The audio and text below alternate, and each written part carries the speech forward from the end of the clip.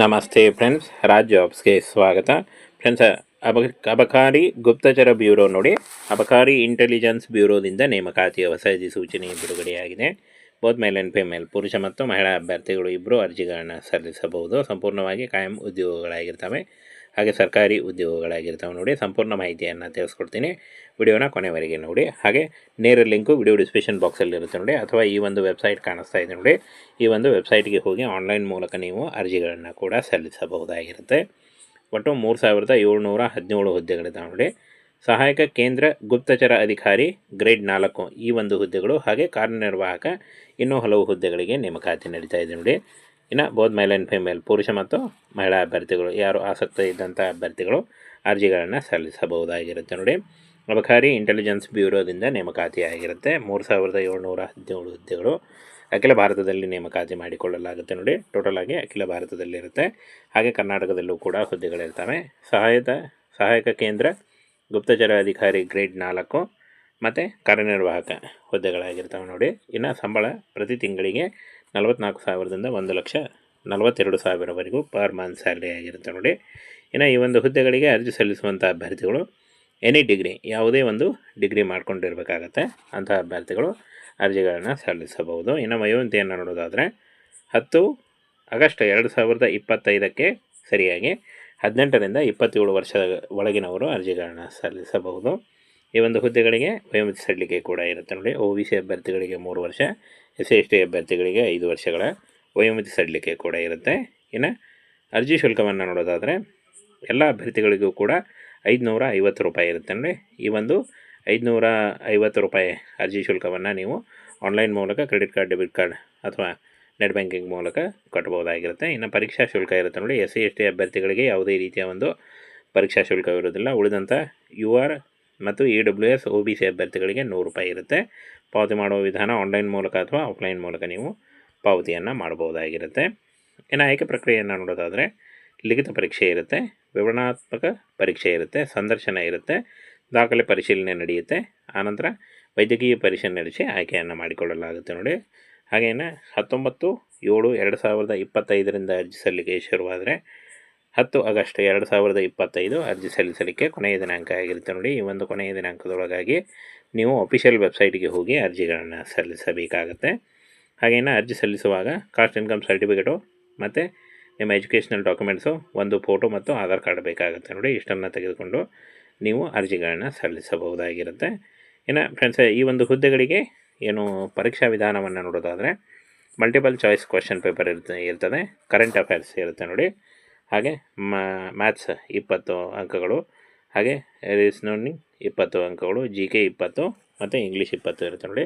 ಒಟ್ಟು 100 ಪ್ರಶ್ನೆಗಳು, 100 ಅಂಕಗಳು, 1 ಗಂಟೆ ಕಾಲಾವಕಾಶ ಇರುತ್ತೆ. ಇನ್ನು ಟೈರ್ 2ನಲ್ಲಿ ವಿಸ್ತೃತ ಬರವಣಿಗೆ ಪರೀಕ್ಷೆ ಇರುತ್ತೆ. ಇಂಗ್ಲೀಷ್ ಅಥವಾ ಭಾಷಾ ಕೌಶಲ್ಯ ಹಾಗೂ ಪ್ರಚಲಿತ ಘಟನೆಗಳ ಮೇಲೆ ಹಿಡಿತದ ಮೂಲಕ ಬರವಣಿಗೆಯ ಮೂಲಕ ಪರೀಕ್ಷೆಯನ್ನು ಮಾಡ್ತಾರೆ ಅಂತ ಕೊಟ್ಟಿದ್ದಾರೆ ನೋಡಿ. ಹಾಗೇನೆ ಫ್ರೆಂಡ್ಸ್, ಒಟ್ಟು ಈ ಪರೀಕ್ಷೆಗೆ 50 ಅಂಕಗಳು ಇದ್ದಲಿದ್ದು 1 ಗಂಟೆಯ ಅವಕಾಶ ಇರುತ್ತೆ ನೋಡಿ. ಇನ್ನು ಟೈರ್ 3ನಲ್ಲಿ ಸಂದರ್ಶನ ಇರುತ್ತೆ. 100 ಅಂಕಗಳಿಗೆ ಸಂದರ್ಶನ ಇರುತ್ತೆ ನೋಡಿ. ಅರ್ಜಿ ಸಲ್ಲಿಸಲು ಅರ್ಜಿ ಸಲ್ಲಿಸುವ ದಿನಾಂಕ ಆರಂಭ ಆಗೋದು 19/7/2025ಕ್ಕೆ. ಅಲ್ಲಿಂದ 1 ತಿಂಗಳ ಕಾಲಾವಕಾಶ ಇರುತ್ತೆ.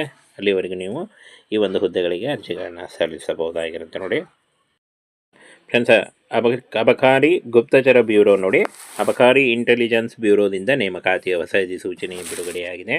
ಬೋತ್ ಮೇಲ್ ಆ್ಯಂಡ್ ಫಿಮೇಲ್, ಪುರುಷ ಮತ್ತು ಮಹಿಳಾ ಅಭ್ಯರ್ಥಿಗಳು ಇಬ್ಬರು ಅರ್ಜಿಗಳನ್ನು ಸಲ್ಲಿಸಬಹುದು. ಸಂಪೂರ್ಣವಾಗಿ ಕಾಯಂ ಉದ್ಯೋಗಗಳಾಗಿರ್ತವೆ, ಹಾಗೆ ಸರ್ಕಾರಿ ಉದ್ಯೋಗಗಳಾಗಿರ್ತವೆ ನೋಡಿ. ಸಂಪೂರ್ಣ ಮಾಹಿತಿಯನ್ನು ತಿಳಿಸ್ಕೊಡ್ತೀನಿ, ವಿಡಿಯೋನ ಕೊನೆವರೆಗೆ ನೋಡಿ. ಹಾಗೆ ನೇರ ಲಿಂಕು ವಿಡಿಯೋ ಡಿಸ್ಕ್ರಿಪ್ಷನ್ ಬಾಕ್ಸಲ್ಲಿ ಇರುತ್ತೆ ನೋಡಿ, ಅಥವಾ ಈ ಒಂದು ವೆಬ್ಸೈಟ್ ಕಾಣಿಸ್ತಾ ಇದೆ ನೋಡಿ, ಈ ಒಂದು ವೆಬ್ಸೈಟ್ಗೆ ಹೋಗಿ ಆನ್ಲೈನ್ ಮೂಲಕ ನೀವು ಅರ್ಜಿಗಳನ್ನು ಕೂಡ ಸಲ್ಲಿಸಬಹುದಾಗಿರುತ್ತೆ. ಒಟ್ಟು 3717 ಹುದ್ದೆಗಳಿದ್ದಾವೆ ನೋಡಿ. ಸಹಾಯಕ ಕೇಂದ್ರ ಗುಪ್ತಚರ ಅಧಿಕಾರಿ ಗ್ರೇಡ್ 4 ಈ ಒಂದು ಹುದ್ದೆಗಳು, ಹಾಗೆ ಕಾರ್ಯನಿರ್ವಾಹಕ ಇನ್ನೂ ಹಲವು ಹುದ್ದೆಗಳಿಗೆ ನೇಮಕಾತಿ ನಡೀತಾ ಇದೆ ನೋಡಿ. ಇನ್ನು ಬೋತ್ ಮೇಲ್ ಆ್ಯಂಡ್ ಫಿಮೇಲ್, ಪುರುಷ ಮತ್ತು ಮಹಿಳಾ ಅಭ್ಯರ್ಥಿಗಳು ಯಾರು ಆಸಕ್ತಿ ಇದ್ದಂಥ ಅಭ್ಯರ್ಥಿಗಳು ಅರ್ಜಿಗಳನ್ನು ಸಲ್ಲಿಸಬಹುದಾಗಿರುತ್ತೆ ನೋಡಿ. ಅಬಕಾರಿ ಇಂಟೆಲಿಜೆನ್ಸ್ ಬ್ಯೂರೋದಿಂದ ನೇಮಕಾತಿ ಆಗಿರುತ್ತೆ. 3717 ಹುದ್ದೆಗಳು ಅಖಿಲ ಭಾರತದಲ್ಲಿ ನೇಮಕಾತಿ ಮಾಡಿಕೊಳ್ಳಲಾಗುತ್ತೆ ನೋಡಿ. ಟೋಟಲ್ ಆಗಿ ಅಖಿಲ ಭಾರತದಲ್ಲಿರುತ್ತೆ, ಹಾಗೆ ಕರ್ನಾಟಕದಲ್ಲೂ ಕೂಡ ಹುದ್ದೆಗಳಿರ್ತವೆ. ಸಹಾಯಕ ಕೇಂದ್ರ ಗುಪ್ತಚರ ಅಧಿಕಾರಿ ಗ್ರೇಡ್ 4 ಮತ್ತು ಕಾರ್ಯನಿರ್ವಾಹಕ ಹುದ್ದೆಗಳಾಗಿರ್ತವೆ ನೋಡಿ. ಇನ್ನು ಸಂಬಳ ಪ್ರತಿ ತಿಂಗಳಿಗೆ 44,000ದಿಂದ 1,42,000ವರೆಗೂ ಪರ್ ಮಂತ್ ಸ್ಯಾಲ್ರಿ ಆಗಿರುತ್ತೆ ನೋಡಿ. ಇನ್ನು ಈ ಒಂದು ಹುದ್ದೆಗಳಿಗೆ ಅರ್ಜಿ ಸಲ್ಲಿಸುವಂಥ ಅಭ್ಯರ್ಥಿಗಳು ಎನಿ ಡಿಗ್ರಿ, ಯಾವುದೇ ಒಂದು ಡಿಗ್ರಿ ಮಾಡ್ಕೊಂಡಿರಬೇಕಾಗತ್ತೆ.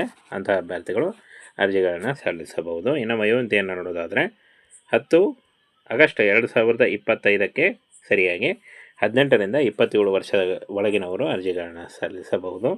ಈ ಒಂದು ಹುದ್ದೆಗಳಿಗೆ ವಯೋಮಿತಿ ಸಡಿಲಿಕೆ ಕೂಡ ಇರುತ್ತೆ ನೋಡಿ. OBC ಅಭ್ಯರ್ಥಿಗಳಿಗೆ 3 ವರ್ಷ, SC/ST ಅಭ್ಯರ್ಥಿಗಳಿಗೆ 5 ವರ್ಷಗಳ ವಯೋಮಿತಿ ಸಡಿಲಿಕೆ ಕೂಡ ಇರುತ್ತೆ. ಇನ್ನು ಅರ್ಜಿ ಶುಲ್ಕವನ್ನು ನೋಡೋದಾದರೆ ಎಲ್ಲ ಅಭ್ಯರ್ಥಿಗಳಿಗೂ ಕೂಡ 550 ರೂಪಾಯಿ ಇರುತ್ತೆ ನೋಡಿ. ಈ ಒಂದು 550 ರೂಪಾಯಿ ಅರ್ಜಿ ಶುಲ್ಕವನ್ನು ನೀವು ಆನ್ಲೈನ್ ಮೂಲಕ, ಕ್ರೆಡಿಟ್ ಕಾರ್ಡ್, ಡೆಬಿಟ್ ಕಾರ್ಡ್ ಅಥವಾ ನೆಟ್ ಬ್ಯಾಂಕಿಂಗ್ ಮೂಲಕ ಕಟ್ಬೋದಾಗಿರುತ್ತೆ. ಇನ್ನು ಪರೀಕ್ಷಾ ಶುಲ್ಕ ಇರುತ್ತೆ ನೋಡಿ. SC/ST ಅಭ್ಯರ್ಥಿಗಳಿಗೆ ಯಾವುದೇ ರೀತಿಯ ಒಂದು ಪರೀಕ್ಷಾ ಶುಲ್ಕ ಇರೋದಿಲ್ಲ. ಉಳಿದಂಥ UR ಮತ್ತು EWS OBC ಅಭ್ಯರ್ಥಿಗಳಿಗೆ 100 ರೂಪಾಯಿ ಇರುತ್ತೆ. ಪಾವತಿ ಮಾಡುವ ವಿಧಾನ ಆನ್ಲೈನ್ ಮೂಲಕ ಅಥವಾ ಆಫ್ಲೈನ್ ಮೂಲಕ ನೀವು ಪಾವತಿಯನ್ನು ಮಾಡಬಹುದಾಗಿರುತ್ತೆ.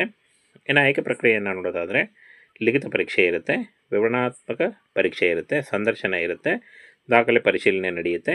ಆನಂತರ ವೈದ್ಯಕೀಯ ಪರೀಕ್ಷೆ ನಡೆಸಿ ಆಯ್ಕೆಯನ್ನು ಮಾಡಿಕೊಳ್ಳಲಾಗುತ್ತೆ ನೋಡಿ.